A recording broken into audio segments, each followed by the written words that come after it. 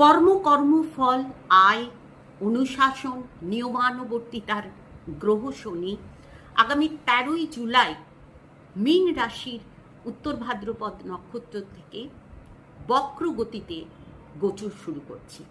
শনির এই বক্রগতির গোচর আমাদের জীবনকে কিভাবে প্রভাবিত করতে পারে তাই নিয়ে আজ আলোচনা শুরু করব।